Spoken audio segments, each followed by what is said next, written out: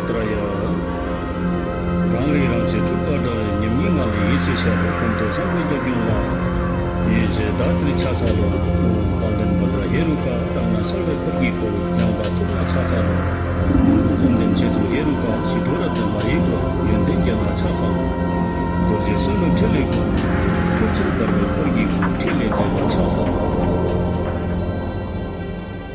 अहिले भर्खर मात्र सिठुको मेलम अथवा प्राणिधान गरियो जसलाई म केही व्याख्या गर्न गइरहेको छु त सिठुको कुरालाई बुझ्न जान्न र सिठुको भगवानहरूलाई चिन्नका लागि प्रज्ञा नै चाहिन्छ प्रज्ञा बिना कुनै वस्तु वा सत्यलाई बुझ्न गाह्रो पर्न जान्छ सर्वप्रथम सिठु भन्ने शब्द दुईवटा छन् शिवा र ठुवा र शिवाको अर्थ शान्ति हो भने यसैको विपरीत ठुवाको अर्थ हुन्छ क्रोध अथवा रुद्र भन्ने यानी शान्ति र क्रोधका भगवानहरू र सिठो लाछो यसलाई भनिन्छ सिठोको भगवान जम्मा 100 जना हुन्छन् शान्तिको 42 जना र क्रोधका भगवानहरू 58 जना हुन्छन् यी 100 जना भगवानहरू पञ्चबुद्धहरूबाट नै उत्पन्न भएका हुन् अनि ती पञ्चबुद्धहरू समन्तभद्रका रूपहरू हुन् ती बुद्धहरू हुन् अक्षुभ बुद्ध रत्नसम्भ बुद्ध अमिताभ बुद्ध वैरोचन बुद्ध र अमोघ सिद्धि बुद्धहरू हुन्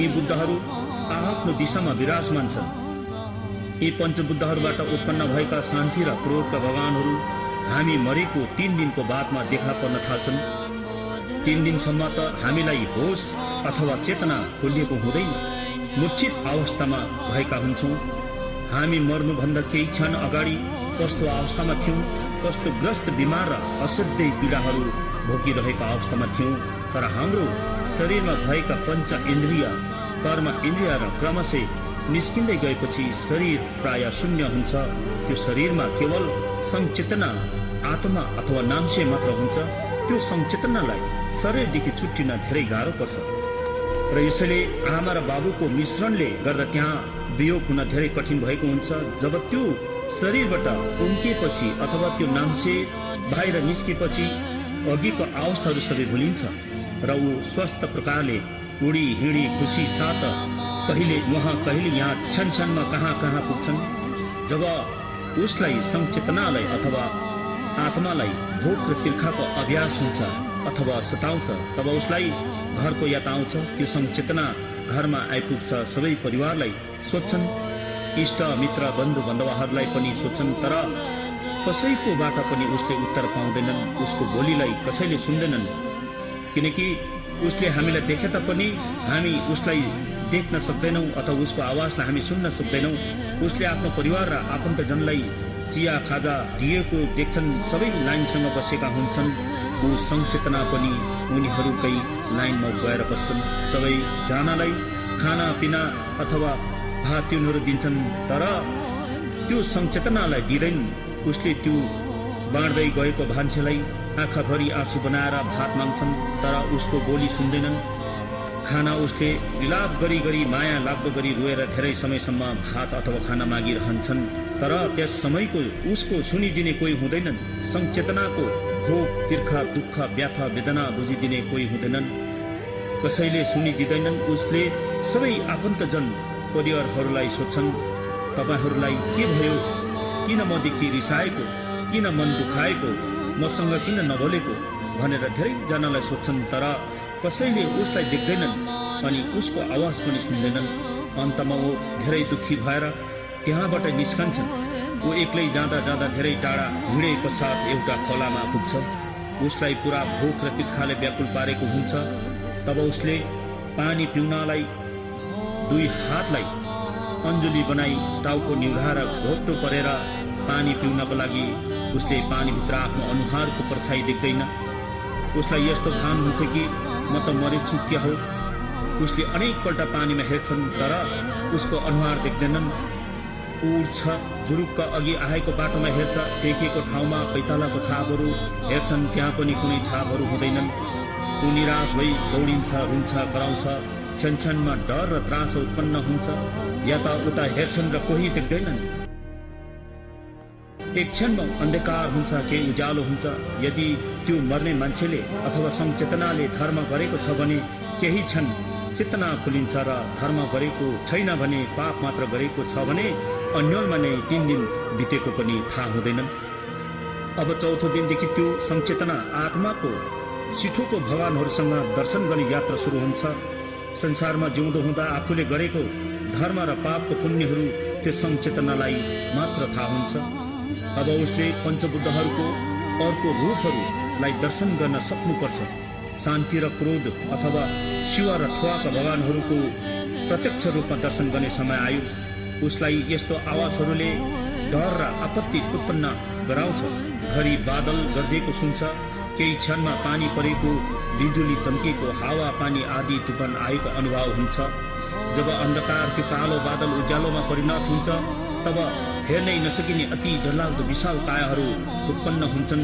नाना थरीका डरलाग्दा जनावरहरूका टाउको भएका हातहरूमा धारिलो हात हतियारहरू लिएको अति डरलाग्दो गर्जनको साथ त्यो आत्मा अथवा संचेतनालाई मार्न आएको जस्तो हुन्छ। उसलाई यस्तो आपत्ति आइलाग्दा ऊ डरले यताउता दौडिन्छ, भाग्छ, गुहार माग्छ, सहायता माग्छ, तर त्यहाँ उसलाई सहयोग गर्ने कोही हुँदैन। न त संसारमा भेटेका आफन्तहरू हुन्छन्, न त प्रियजनै हुन्छन्, न त जन्म दिने आमा बाबु, न छोराछोरी, न इष्टमित्र नै हुन्छन्। आफू एक्लै त्यहाँ हुन्छन्, केवल गर्जन र डरलाग्दो अनुहार भएका शान्तिका भगवानहरूका रूपहरूसँग। त्यस समय उसले यस्तो आवाज सुन्छ, यही हो, यही पापी, यही हो अधर्मी, हो र हाहा भन्ने अति नै डरलाग्दो आवाजहरू उसको कानमा गुन्जिन्छन् र त्यो आवाजहरूको ध्वनि त्यहाँ गुन्जिन्छ। अनि यसरी 1 हप्तासम्म 42 जना शान्ति स्वरूप भगवानहरूले दर्शन दिए पञ्चबुद्धमा लीन भई लुप्त हुन्छन्। अन्त यसरी संचेतनाले 7 दिनको शान्तिको भगवानलाई दर्शन गर्ने समय सकिन्छ। संचेतना डराइरहेको हुन्छ। उसलाई अतीतमा गरेका धर्म, पाप, सुकर्म, कुकर्म, अन्याय र न्याय, सद्विचार, अत्याचारहरूको दृश्य आँखाको सामान्य आइरहन्छ। उसले त्यस समय पश्चाताप गरेर कुनै फाइदा छैन। अनि त्यहाँ उसलाई सन्तावना दिने पनि कोही हुँदैन। आफूले अतीतमा गरेको कर्मको फल भोग्नै पर्छ, चाहे धर्मको कर्म होस्, चाहे अधर्मको पापको कर्म होस्, जसरी भए पनि भोग्नु नै पर्छ। र त्यो संचेतना अथवा त्यो मान्छे मरेको 3 दिन अनि अघिदेखि बेहोस मूर्छित अवस्था बिउजेपछि तिमीले यस समय सारा संसारको चलाचल अवरुद्ध भएर रोकिएको पनि देख्नुभयो। त्यसमा अघि भनिएको जुन उसले भोगेको कुराहरू छ, यसलाई फेरि स्मरण गर्दै फेरि भन्नुहुन्छ, सबै दृश्यहरू अद्भुत र विचित्र भएको पनि देख्नुभयो। त्यसपश्चात अलौकिक प्रकाशमा बुद्ध एवं देव देविकाहरू प्रकट भएको देख्यौ। सबैभन्दा पहिले सम्पूर्ण आकाशको रङ्ग नीलो देख्नुभयो।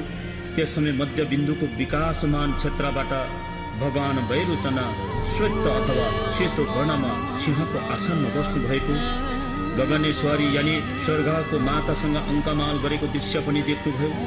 दोस्रो दिनमा तिमी प्रवेश भयो। त्यस दिन तिमीले पूर्व दिशाको अभिरुचि नामक बुद्ध क्षेत्रबाट भगवान वज्र सत अथवा अक्षुभ बुद्ध नीलो रङमा हातमा 5वटा धार भएको दुर्जे लिएको, हात्तीको सिंहासनमा बस्नु भएको माता बुद्ध लोचनाले अङ्कमाल गरेकी मुद्रामा दर्शन गर्नुभयो।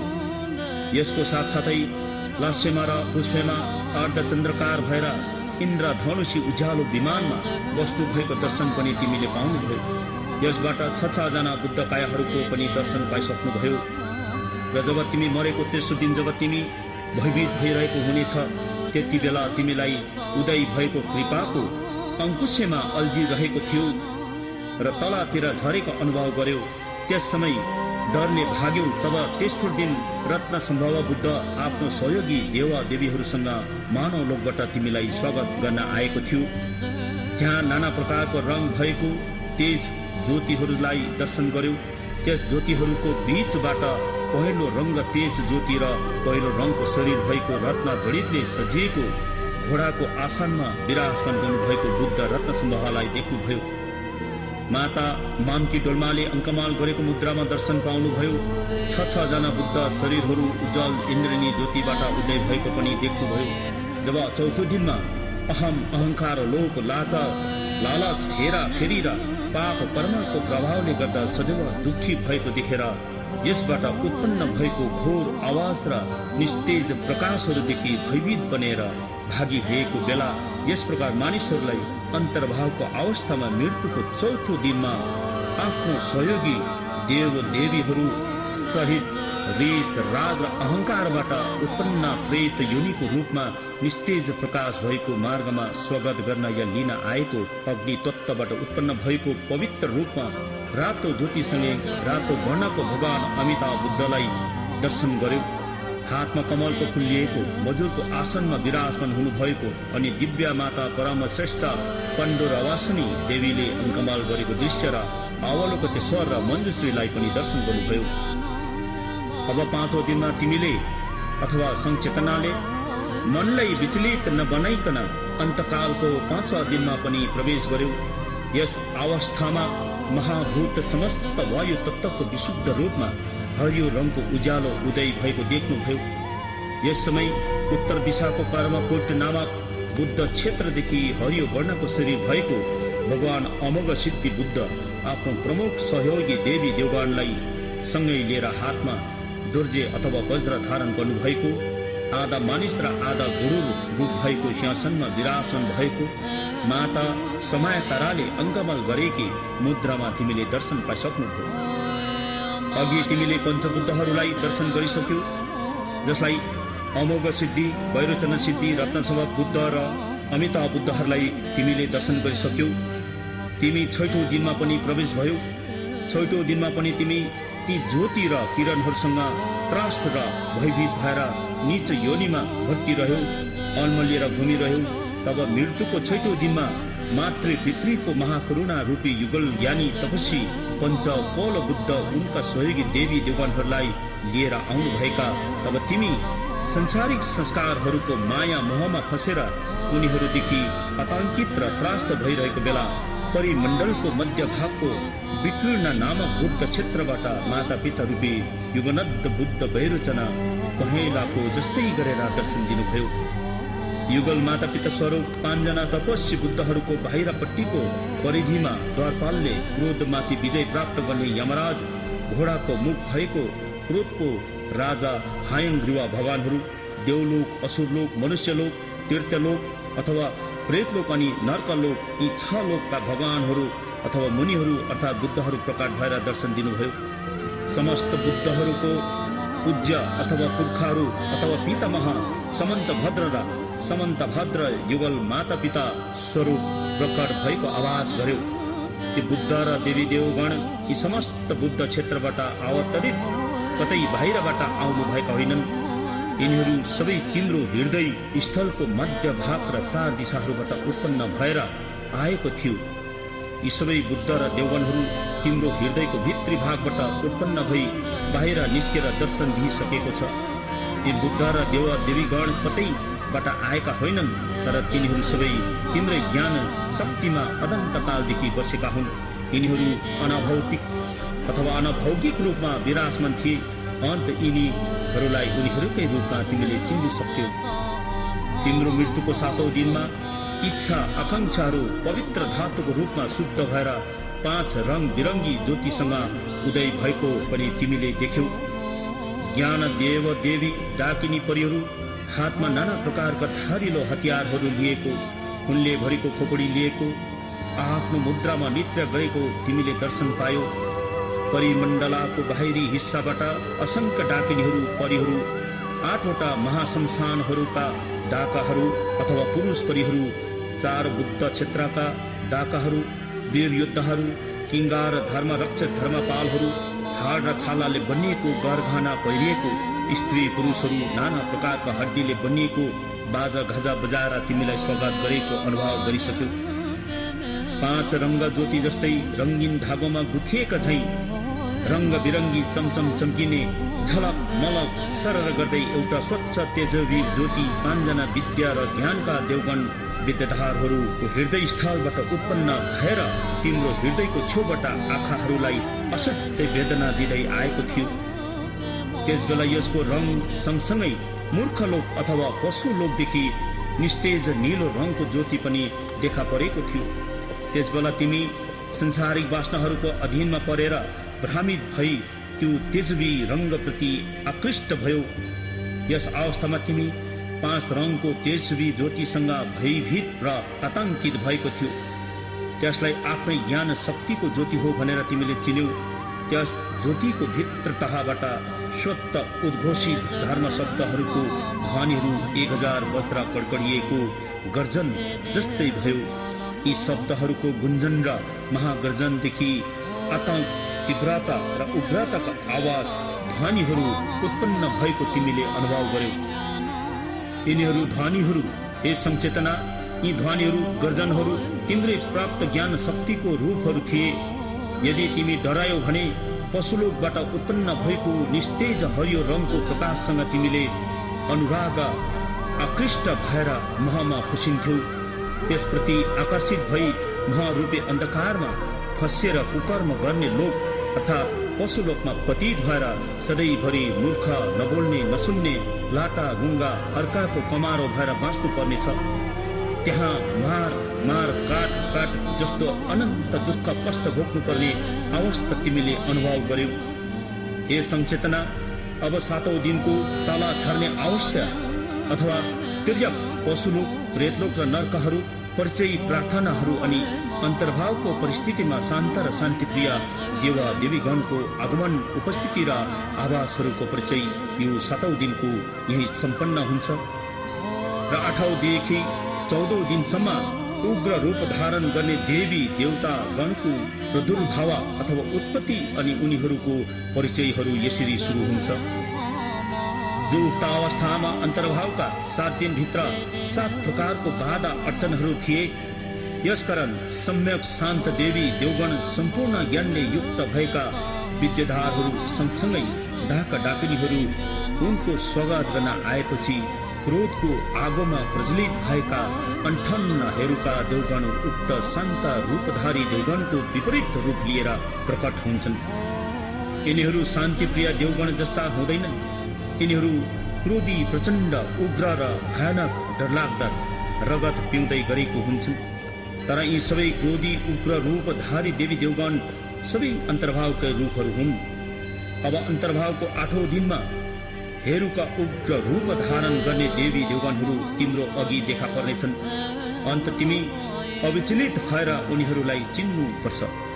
गहिरो बदामी रङ्ग भएको महाप्रतापी बुद्ध हेरुका, जसको 3वटा विशाल टाउको भएको, 6वटा बलिष्ठ हातहरू, 4वटा खम्बा जस्तो खुट्टाहरू फैलाएर दृढता साथ उभिरहेको, उसको दाहिनेपट्टिको अनुहार सेतो वर्णको, देब्रेपट्टिको रातो वर्णको र मध्यमको अनुहार गहिरो बदामी वर्ण र त्यहाँबाट आगोको ज्वाला निस्किरहेको, उनका 9वटा आँखाहरू उघारेर भयङ्कर डरलाग्दो नजरले हेरिरहेको, उनका आँखीभहरू बिजुली चम्किँदा चर्केका धर्सा अथवा धर्काहरू जस्तो लामा लामा दाँत भएको, अणरण भन्ने शब्दहरू हाहार होको शब्दहरूमा अट्ठास गर्दै हाँसिरहेको, तीखो आवाज शिश गरेर सिटी बजाइरहेका आफ्नो केशराशिहरूलाई ठाडो पारेर भिजाइरहेको, खोपडीहरूको मालाहरू पहिरिएको, हातहरूमा डरलाग्दा डरलाग्दा हात हतियार लिएको, बुद्ध क्रोधीश्वरीले अङ्कमाल गरिरहेकी,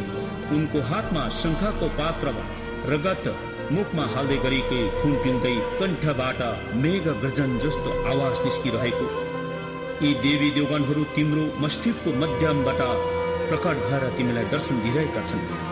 यस्तो देखेर तिमी भयभीत त्रास्त नहुनु। वास्तवमा उनीहरू त भगवान वैरोचन बुद्ध युगल माता पिता दुवैको साक्षात रूपहरू हुन्।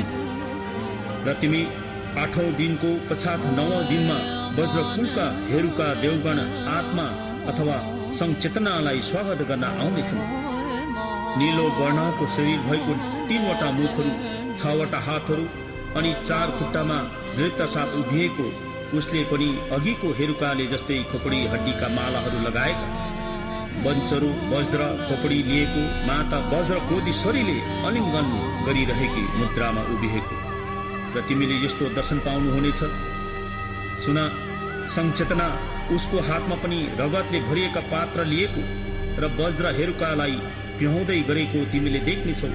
उनीहरू तिम्रो मस्तिष्कको पूर्वी कोणबाट निस्केको भगवान वज्र सत्व अथवा अक्षव बुद्धकै साक्षात रूप हो। तिमी उनीहरूसँग नडराऊ, बरु यसलाई भक्ति गर अनि तिमीलाई कल्याण हुनेछ। र तिमी मरेको 10औं दिनमा तिमी प्रवेश हुँदैछौ र त्यस दिनमा तिमीले रत्न कुलका भगवान रत्न हेरुका पहेँलो वर्णको शरीर धारण गर्नुभएको 3वटा मुख, 6वटा हात अनि 4वटा बलिष्ठ खुट्टाहरू फैलाएर उभिएको मुद्रामा दर्शन दिनुहुनेछ। मातृका रत्न क्रोधीश्वरीले पितृरूप रत्न हेरुकालाई अङ्कमाल गरिरहेकी, हातहरूमा रत्न खडक गदा लिएको, घण्टी, मानव खोपडी, त्रिशूल लिएको रूप तिमीले देख्नेछौ। उनीहरू त तिम्रै मस्तिष्कको दक्षिण कुनबाट निस्केको माता पिता रूपे युगनद्ध रत्न सम्भवका साक्षात रूपहरू हुन्। यसकारण तिमी डराउने काम छैन, भयभीत र त्रास्त हुनु हुँदैन। उनीहरू त तिमीलाई मुक्ति गराउन दर्शन दिन प्रकट भएका हुन्। तिमी मरेको 11औं दिनमा कमलको फूलको क्रममा रहेका रगत पिउने हेरुका देवी देवगणहरूले तिमीलाई दर्शन दिनेछन्। यिनीहरू पद्म फूलको हेरुका नामको पद्म हेरुका हुन्। गहिरो रातो वर्णको शरीर धारण गरेको, अघिकै हेरुकाहरूको मुद्रामा भएको दिव्या माता पद्मा क्रोधीश्वरीले अङ्कमाल गरिरहेकी अनि उनीप्रति अघि झै रगतका प्याला लिएकी हेरुकालाई पिलाउँदै गरेको रूपमा तिमीले दर्शन पाउनेछौ। तिमी त्यति बेला त्रास, आतंक, भयभीत नहुनु। उनीहरू माता पिता रूपी युगनन्द भगवान अमोघ सिद्धिकै साक्षात रूप हुन्। यिनीहरूलाई तिमीले श्रद्धा भक्ति गर। यिनीहरूलाई आफै कुल देवी देवताहरूको रूप चिन्नु भए तत्काल मुक्ति प्राप्त हुनेछ। यसरी प्रकट हुने देवी देवगणहरूको परिचय आफ्नै कुल अथवा हिदामको रूपमा पहिचान गरी उनीहरू मुक्ति प्राप्त गर्न सक्छ। जस्तै जीवित कालमा गुरुले व्याख्या गर्नुभएको मृत्युपछि मुक्तिसम्ममा जुन आभास या रूपहरू थिए, वास्तविक मृत्युपछि पनि त्यस्तै आभास र प्रतिबिम्बहरू देखा पर्छन्। त्यसमा कुनै प्रकारको भिन्नता हुँदैन। यो आमा र छोराको संयोगवश मिलन जस्तो मात्र हो, जो उत्पन्न भएको तत्कालै पुरानो परिचित व्यक्तिलाई पुनः देख्ने साथ चिनेको जस्तो आफ्नै चेतना शक्तिको आभास हो भनेर जान्न सकिन्छ र मृत्यु पश्चात मुक्ति निश्चित हुन्छ।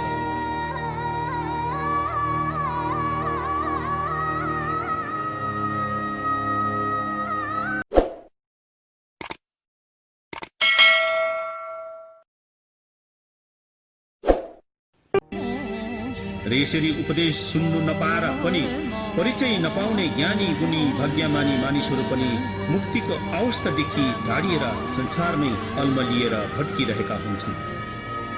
यस अवस्थामा फेरि 8 जना केवेरी क्रोधीश्वरीहरू मातृका रूपिणीहरू जो सिंहनी बाघिनीको विभिन्न अनुहार भएका आफ्नै मस्तिष्कको मध्यबाट प्रकट भएका हुन्। यो तिम्रो मृत्युको 13औं दिनमा तिम्रै मस्तिष्कको कोणबाट विभिन्न मातृका देवीहरू उत्पन्न भएर तिमीलाई दर्शन दिनेछ। हातहरूमा मृत्युदण्ड, मानव खोपडी लिएकी उनीहरूसँग नडराउनु। तिम्रो मस्तिष्कको सबै कोणहरू पहेँलो रङको सौरणी देवी, रातो वर्णको प्रमोदकारी देवी, बेताली देवी, नीलो वर्णको पहेँलो वर्णको उकासी देवी, हातमा जुनारको आन्द्रा लिएको लासहरू खाँदै गरेको हरियो वर्णको कस्मारी देवी, हल्का पहेँलो वर्णको चण्डाली देवी, लासलाई काँधमा बोकिरहेकी ती लासका मासुहरू खाइरहेकी, नीलो वर्णको शमशानी देवी, पशुहरूलाई वध गर्ने पुरुषहरूलाई मुर्दालाई काटिरहेको मुद्रामा तिमीले दर्शन पाउनेछौ। यी देवीहरू पञ्चपितृ रूपी हेरुकाहरूका एउटै परिवारको रूपमा तिम्रै मस्तिष्कको केन्द्रबाट प्रकट भएर आएका हुन्। उनीहरूसँग नडराउनु। नाना थरीका मुद्रामा कोही मुर्दा बोकेको, कसैले खाइरहेको, कसैले मुर्दाहरूलाई चेपिरहेको, कसैले मुर्दालाई फोरेर अङ्ग भक्षण गरिरहेको किसिम किसिम प्रकारका अनुहार भएका देवी देवगणहरूको तिमीले देख्नेछौ र दर्शन पाउनेछौ। यसै कारण तिमी नडराउनु। जे जति दृश्यहरू उत्पन्न भएर दर्शन दिन्छन् तिनीहरू सबै तिम्रै चेतना शक्तिको आभासहरू र प्रतिबिम्बको रूपमा चिन्नुहोस्। यो तिम्रो मरणको 14 दिन हो, जब तिमीले उग्र रूपका ठुवाका भगवानहरूलाई तिमीले दर्शन गरिसक्यौ अनि ती ठुवाका अथवा क्रोध रुद्र देवगणहरूले तिमीलाई दर्शन दिइसकेका थियो। र अब तिम्रो यो 14औं दिनको अन्तको दिन हो जहाँ तिमीले 100 जना शान्ति र क्रोधका भगवानहरूलाई सम्पन्न सबै भगवानहरूलाई दर्शनको अन्तको दिन आइसकेको छ। र यो 14 दिनको दिनमा 4 जना नारी द्वारपालहरू विभिन्न रूप र रङ्गहरूमा अनि नाना प्रकारको मुद्रामा दर्शन पाउनेछौ। 28 जना उग्र रूप धारण गर्ने क्रोधीश्वरी देवीहरू, नाना प्रकारका नाम भएका उग्र देवी राक्षसनीको अनुहार जस्तो भएका रूपहरू, जस्तै पर्यापन्नी, कुमारी, इन्द्रेणी, आनन्दी, भृङ्गारी, अमृता, रातो चन्द्रिका, दण्डेनी आदि देवीहरूले तिमीलाई दर्शन दिइरहेको छ। र ती भाकृता देवीहरू गिद्धको शिर अनुहार भएकी, हातमा गदा धारण गरेकी, नन्दिनी रातो वर्णकी घोडाको टाउको र अनुहार भएकी, हातमा विशाल मुर्दाको धड धारण गरेकी, महाबला रातै वर्णकी गरुडको टाउको र अनुहार भएकी, हातमा गदा बोकेकी, राक्षसिनी कुकुरको टाउको र मुखाकृति भएकी, हातमा वज्र धारण गरेकी, कामिनी रातै वर्णकी, कनक पंक्षी सुन्योली चराको टाउको र अनुहार भएकी, दुईटै हातले धनु बाण धारण गरेकी, धन रक्षिता हरियो वर्णकी, मृगको टाउको र अनुहार भएकी, हातमा पलाश धारण गरेकी, मुद्रामा देवीहरू पश्चिमी क्षेत्रबाट आएकी यी 6 जना योगिनीहरू तपाईका मस्तिष्कको केन्द्र बिन्दुबाट प्रकट भएर दर्शन दिइरहेको छ। अन्त तिमीहरू उनीहरूसँग एकदमै नडराउने कोसिस गर्नुपर्छ, किनकि तिम्रो कुनै पनि अङ्गहरूमा कर्म इन्द्रिय, ज्ञानेन्द्रियहरू कुनै हुँदैनन्, तत्त्वहरू कुनै छैनन्, र त्यसैले तिमी एउटा केवल आत्मा संचेतना र यो मनोकाय मात्रै छ।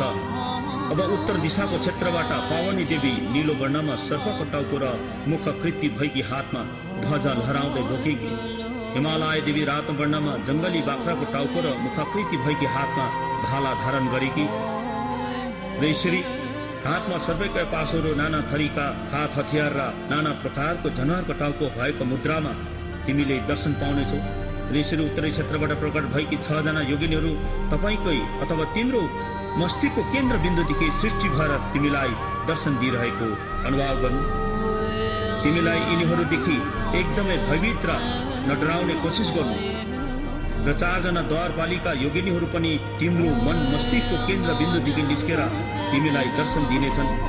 जस्तै पूर्व दिशाबाट वज्रबराही कोइली चराको टाउको भएको अनि मुखाकृति भएकी, हातमा फलामको अङ्कुशे धारण गरेको, पश्चिम दिशाबाट रातो रङ्गी वज्रदेवी सिंहको शरीर र अनुहार भएको, हातमा फलामकै साङ्ली धारण गरेको, उत्तर दिशादेखि निकुर हरियो रङकी वज्रदेवी सर्पको टाउको र अनुहार भएकी, हातमा घण्टी धारण गरेको, अनि दक्षिण दिशादेखि पहेँलो वर्णकी वज्रदेवी बाख्राको टाउको र अनुहार भएकी, हातमा पासो ग्रहण गरेको मुद्रामा उत्पन्न भएर दर्शन दिनेछन्।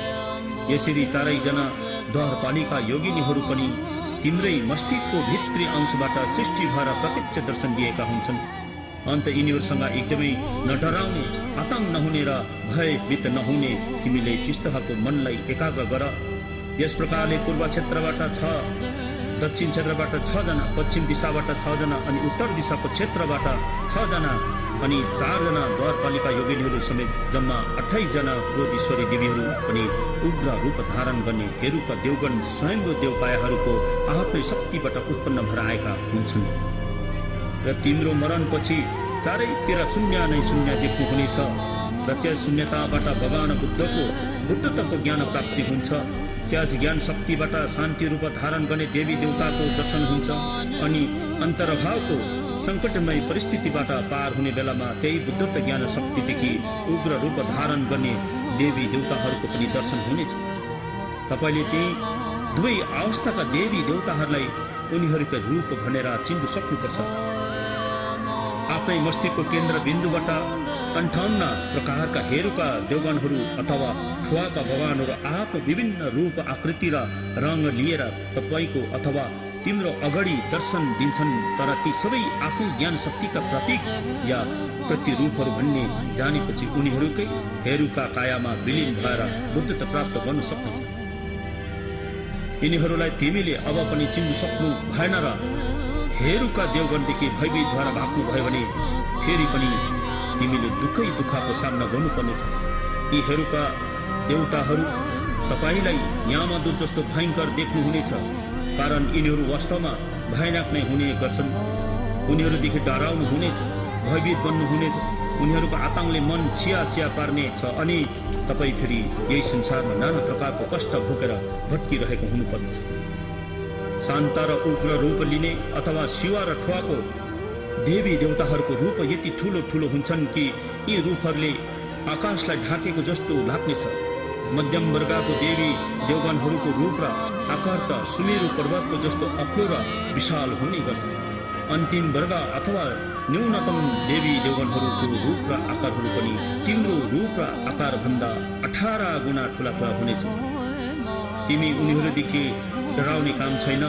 बाहिरपट्टिको परिमण्डल र स्वत परिमण्डलको ज्योति र काया रूपमा प्रकट हुने प्रतिरूप यहाँ आवासहरू आफ्नै चेतना शक्तिको रङ्ग रूपमा चिन्न सक्नु भए ती ज्योति र कायाहरूमा विलीन भएर तपाईँले बुद्धत्व प्राप्त गर्न सक्नेछ। तिमीले आतंक, भय र त्रास निर्माण गर्ने कुनै पनि दृश्य देख्नु भए त्यसलाई आफ्नै पूर्व आवास या प्रतिबिम्बको रूपमा चिन्नु सक्नुहोस्। यो आफ्नो मरणकालको आफ्नै एउटा रूपको अङ्ग आकृति हो भनेर चिने तुरन्त बोधिसत्व प्राप्त गर्न सक्नुहुनेछ। यसमा किञ्चित पनि शङ्का छैन। एकैछिनमा अविसम्भोध तुरन्त मुक्ति जो शास्त्रमा भनिएको छ त्यो समय आइसकेको छ। यो तिम्रो मनमा स्मरण गर्नुहोस्।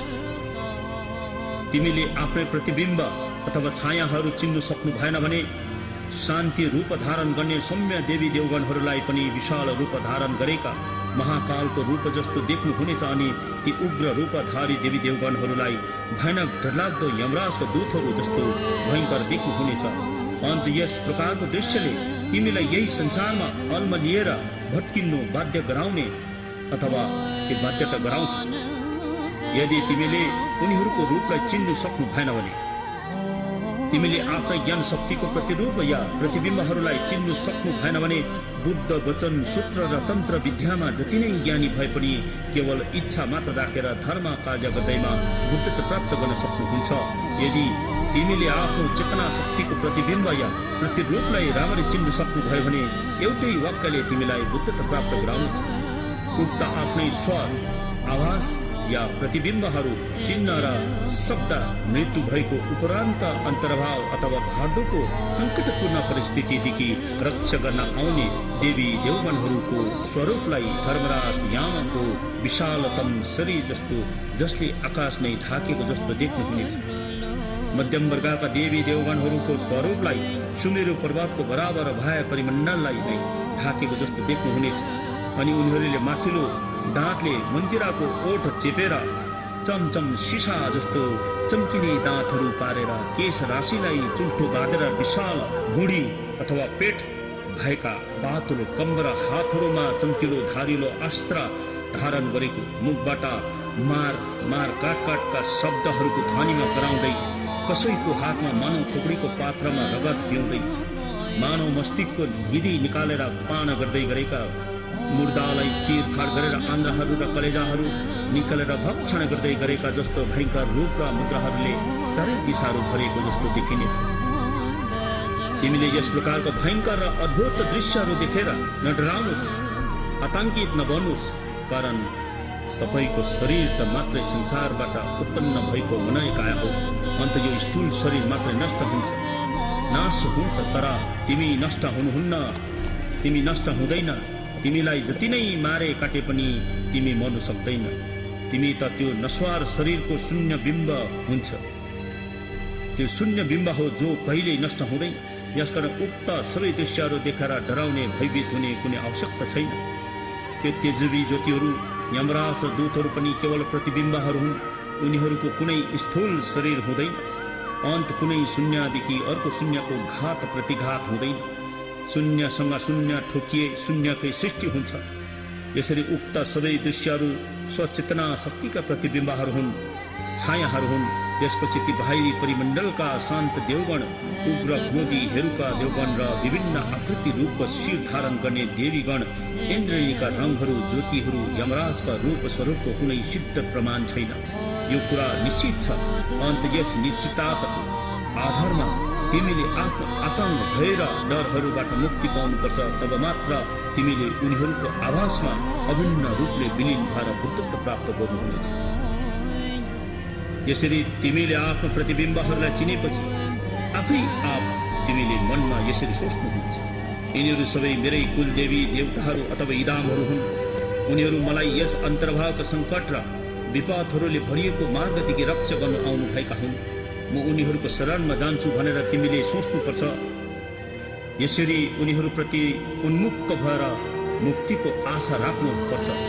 त्रिरत्नको विधि विधानहरूको अनुसरण गर्नुहोस्। तिमीले आफ्नो कुल देवी देवताहरूलाई स्मरण गर्नुपर्छ। जुन देवता र देवीको नाउँ तिमीलाई याद आउँछ उसैको नाउँ पुकारेर यसरी प्रार्थना गर्नुपर्छ। अन्तर्भाव अथवा सिठोको अवस्थामा अल्मलिएर म भट्किरहेको छु, मेरो सहायता गर्नुहोस्, मलाई कृपा दृष्टि प्रदान गर्नुहोस्। हे कुल देवता हिदामहरू हो, यसरी पुकारेर प्रार्थना गर्नुपर्छ।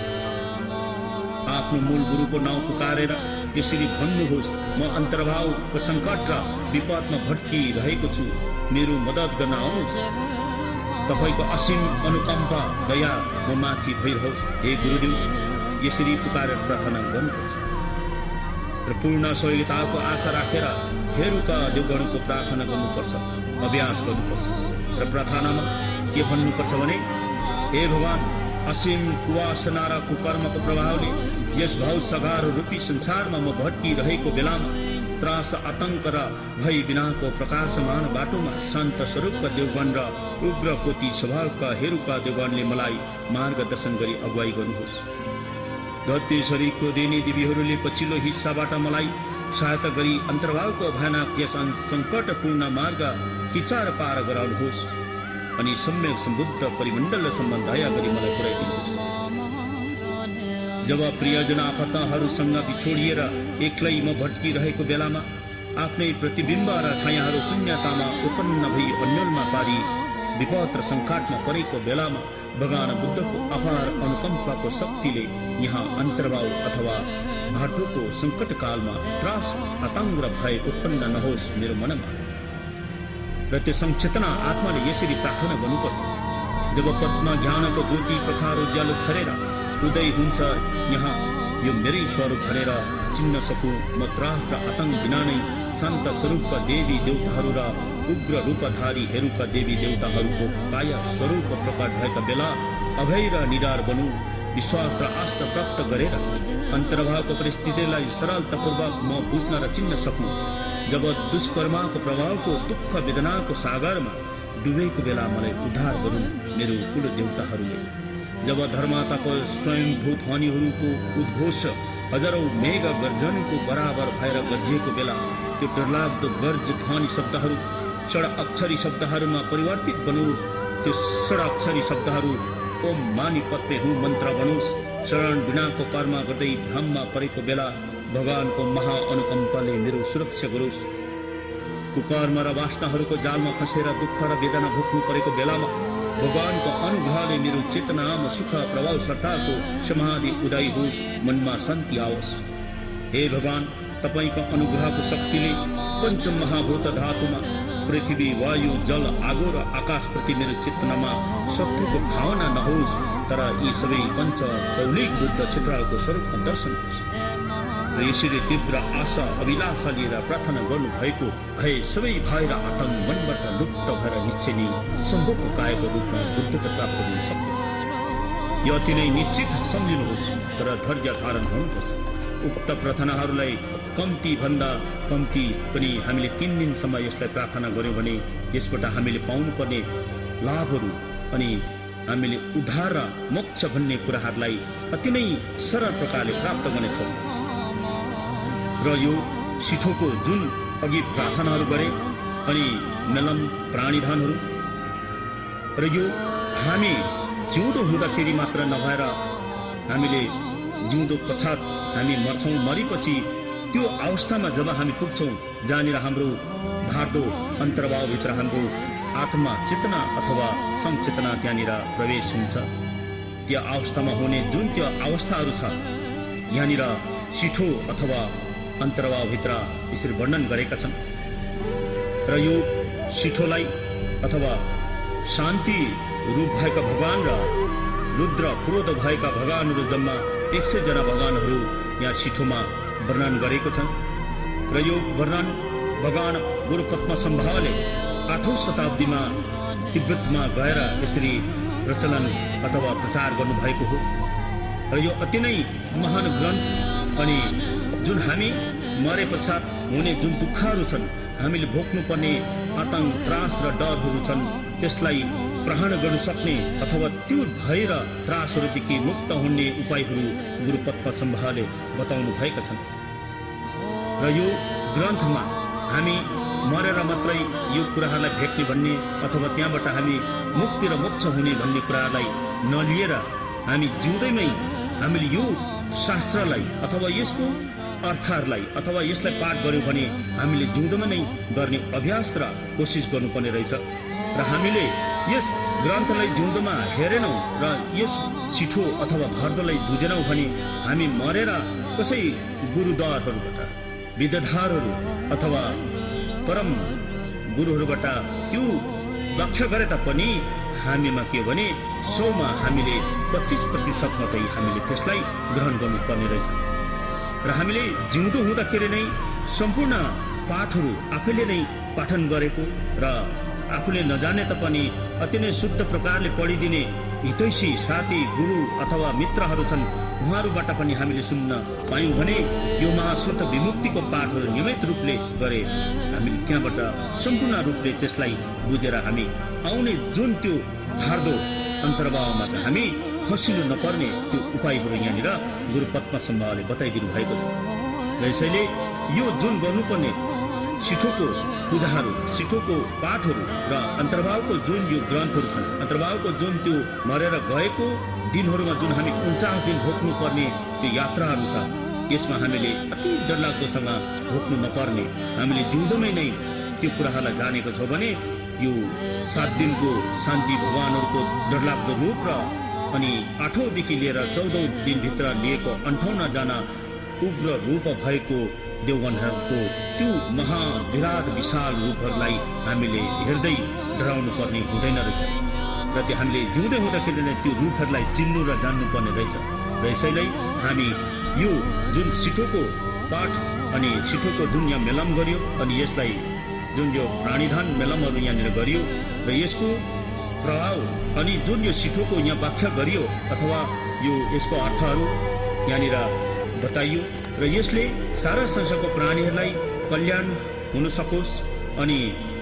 जुन यो कल्याण मात्र नभएर यसमा सारा संसारको प्राणीहरू जहाँनिर देव असुर मनुष्य पशु प्रेत र नरकमा बसेका प्राणीहरू छन् र त्यो प्राणीहरूको हितको लागि सिठोको मेलम अथवा प्राणीधन साथै प्रवचन प्रस्तुत गरेका छन् हामीलाई आशा छ यस मेलम र बुद्ध बानीले सबै मानव पशु प्रेत नरक अनि समस्त त्रिधातुका प्राणीहरूलाई कल्याण हुनेछ भनी हामी त्रिरत्नप्रति आस्था गर्दछौँ र यसैले यो सबैलाई कल्याण होस् र सबै प्राणीहरूले यो शास्त्रलाई सुनेर बुझेर सबै प्राणीहरू उद्धार र मोक्ष प्राप्त गरून् भनी हामी भगवान त्रिरत्नप्रति आशा राख्दै यो मेरो सिठोको प्रवचनलाई यहीँ राख्दछु।